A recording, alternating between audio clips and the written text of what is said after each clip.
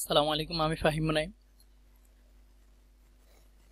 আজকে আমরা দেখব অফসেট পাথ। তো অফসেট পাথ কিভাবে করে আমরা আজকে ডিটেইলস দেখার চেষ্টা করব।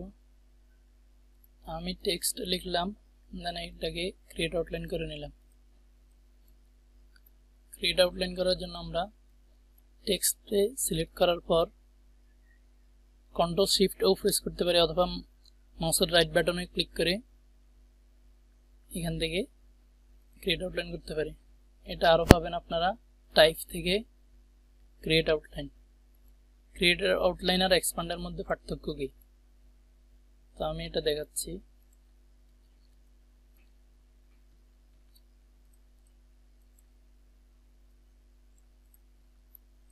এটা হচ্ছে একটা শেপ, আর এটা হচ্ছে লাইভ টেক্সট, মানে পরিবর্তন করা যাবে। তো এটাকে আমি সিলেক্ট করে টাইপে গেলাম। এখানে ক্রিয়েট আউটলাইনটা কি অ্যাক্টিভ না, কিন্তু এটাকে সিলেক্ট করে টাইপে যাওয়ার পর ক্রিয়েট আউটলাইন অ্যাক্টিভ। আপনারা অলরেডি বুঝেই ফেলেছেন। যদি কোনো টেক্সট হয় সেই জন্য ক্রিয়েট আউটলাইন, আর শেপের জন্য হচ্ছে এক্সপান্ড। অবশ্য এটাকেও আপনি এক্সপান্ড করতে পারেন। এক্সপান্ড হয়ে গেছে। তো বুঝতে পেরেছেন, টেক্সট এবং শেপ উভয়টাকে আপনি এক্সপান্ড করতে পারবেন, কিন্তু শেপকে আপনি এক্সপান্ড করতে পারবেন যদিও, কিন্তু আপনি ক্রিয়েট আউটলাইন করতে পারবেন না। তো শেপের মধ্যে সব শেপকে আপনি ক্রিয়েট আউট এক্সপান্ড করতে পারবেন না। যেগুলো ইফেক্ট অ্যান্ড স্ট্রোক, এগুলাকে এক্সপ্যান্ড করতে হয়। যেমন ধরেন একটা শেপ ড্র করলাম, শিফট এক্সপ্রেস করে ফিল কালার দিয়ে দিলাম, এখন এটাতে স্ট্রোক নাই, এটা এক্সপ্যান্ড করে কোনো লাভ নাই। আর এটাকে নিলাম অবজেক্ট থেকে, এক্সপ্যান্ডে ক্লিক করলাম, দেখেন এক্সপ্যান্ড অপশন চলে আসছে। তো আমি যেটা দেখাবো অফসেট পাথ। অফসেট পাথ করার আগে আমাদেরকে অবশ্যই ক্রিয়েট আউটলাইন করে নিতে হবে, অথবা এক্সপ্যান্ডও করে নিতে পারেন। তো ক্রিয়েট আউটলাইন করে নিলাম, কন্ট্রোল শিফট ও প্রেস করে অথবা মাউসের রাইট বাটনে ক্লিক করে টাইপ থেকেও করে নিতে পারেন। দেন আমরা অবজেক্ট থেকে পাথ, দেন অফসেট পাথে ক্লিক করব। এটাকে আমরা শর্টকাটে করার জন্য শর্টকাট হচ্ছে অল্টার ও, দেন কিবোর্ড থেকে জাস্ট পি প্রেস করবেন, দেন এন্টার, দেন এখান থেকে ওতে ক্লিক করবেন।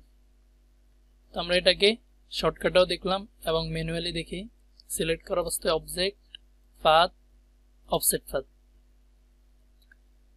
আমি জুম করে দেখাই।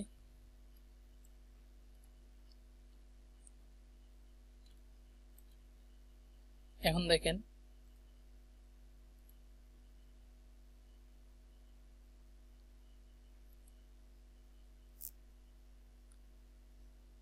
যখন এখানে অর্থাৎ প্লাস আছে 10, আমি এটাকে মাইনাস করে দিই।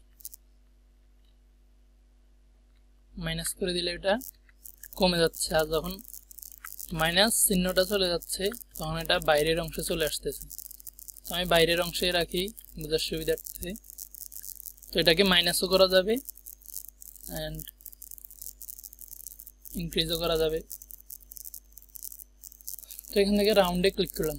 একটা জিনিস খেয়াল করেন, যখন মিটার থাকে তখন এই এফ এর কর্নারগুলো দেখেন,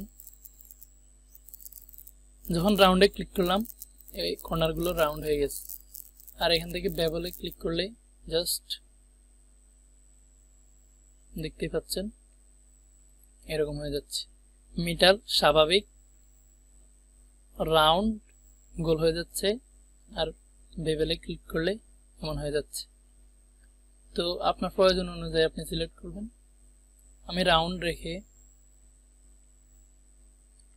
ওকেতে ক্লিক করলাম। তো এখন আমি চাচ্ছি এটার কালার চেঞ্জ করতে, কালার চেঞ্জ করছি। কিন্তু এখন দেখেন আমি বাইরে একটা ক্লিক করার পর এগুলাকে আনগ্রুপ করি, আনগ্রুপ আছে, সবগুলো আলাদা দেখতে পাচ্ছেন। কিন্তু আমরা অন্য একটা পদ্ধতি অবলম্বন করব। তো আমি ব্যাগে যাচ্ছি। পদ্ধতিটা হচ্ছে স্বাভাবিক অবস্থায় অবজেক্ট থেকে পাথ, দেন অফসেট পাথে ক্লিক করব। তো অফসেট পাথ হওয়ার পর আপনার ইচ্ছে মতো অফসেট পাথ করার পর আমরা অফসেট পাথ করলাম, ওকে তেও ক্লিক করলাম, দেন এখান থেকে কন্ট্রোল এক্স প্রেস করে কেটে নিলাম। এখন দেখেন আমি জাস্ট কন্ট্রোল এফ প্রেস করলাম। এফ প্রেস করার পর এটা 15 ফন্ট হলো। কন্ট্রোল শিফট F9 দিয়ে আমি এটাকে ইউনিট করে নিলাম। এখন আমাকে আলাদা আলাদা করে আর কি প্রত্যেকটাকে সিলেক্ট করা লাগবে না, জাস্ট ওকে দেওয়ার পর কন্ট্রোল এক্স এবং কন্ট্রোল এফ দিয়ে পেস্ট করার পর কন্ট্রোল শিফট F9 দিয়ে এখান থেকে ইউনিট করে দেবেন। দেন এখন এক চান্সে কালার চেঞ্জ করতে পারবেন। আমি কালার রেড রাখার পর এটাকে control shift third bracket ending press করে স্টার্টিং প্রেস করে নিচে নামিয়ে দিলাম। এখান থেকে অ্যারেঞ্জ থেকে সেন্ড টু ব্যাকওয়ার্ড এগুলা দিয়ে নিচে নামাতে পারবেন। আবার উপরে উঠে দেওয়ার জন্য অ্যারেঞ্জ থেকে bring forward, bring to front এভাবে দিতে পারেন। এখন দেখেন একটা শ্যাডো ভাব 3D একটা মোড চলে আসছে। এইভাবে কাজটা করতে পারবেন। এটাকে নিচে নামিয়েও দিতে পারেন।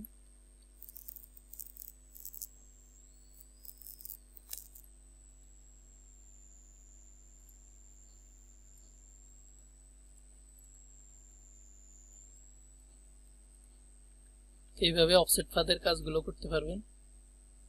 দেন আমি অফসেট পাথের আরেকটা কাজ দেখাই। এইভাবে টেক্সট স্টাইলের জন্য কন্ট্রোল শিফট এক্স প্রেস করে এটাকে স্ট্রোক করে দিতে পারবেন, এটা স্টাইল হবে। এইভাবেই অফসেট পাথের কাজগুলো করা হয়। আমি টেক্সট দিয়ে বুঝালাম, আই হোপ আপনারা বুঝতে পেরেছেন। তো আমার যতটুকু জানা আছে আমি ততটুকুর মধ্যে জানানোর চেষ্টা করেছি। আজকের জন্য এতটুকুই। আসসালামু আলাইকুম রহমতুল্লাহ।